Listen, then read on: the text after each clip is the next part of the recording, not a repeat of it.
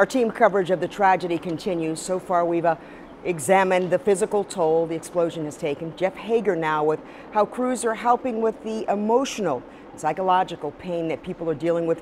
Looking at the pictures, it is just heartbreaking and devastating. Jeff? Well, Kelly, just imagine the trauma of seeing houses reduced to rubble, of seeing people pulled from debris, still trapped there for that matter. Well, it happened here, and it was real for everyone in this entire community.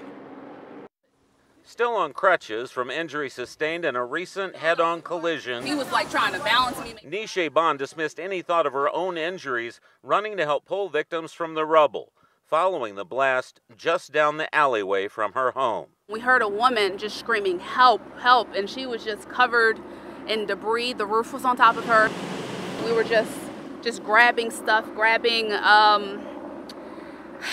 cinder blocks, whatever we can to get her out.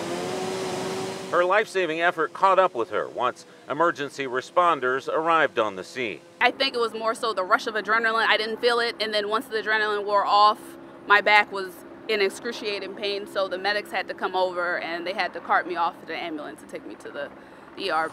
How did this impact you, sir, when this happened? 24 hours after the explosion, the Baltimore Trauma Response Team had boots on the ground, going door to door to help people with the emotional impact of the tragedy.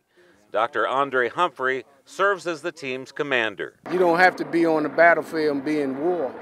That's the psychological impact that'll take effect on anyone. It's not just those with loved ones killed or injured in the blast. Humphrey says parents are now trying to explain to their children how natural gas can cause such devastation, and some want to know if a leak could cause the same thing to happen in their homes. And then there are good Samaritans like Neshe Bond, who's well aware of her physical ailments, but only now may be realizing the mental impact of the tragedy. It's definitely a war zone down there. I'm honestly surprised that anyone survived that. It was really bad. There was one guy, his foot pretty much was off when they got him out. Yeah, it was really bad. I definitely had an anxiety attack, a panic attack in the hospital. So once I walked back up here, I was shaking, and yeah, it will definitely affect us, everyone in the neighborhood, for a while.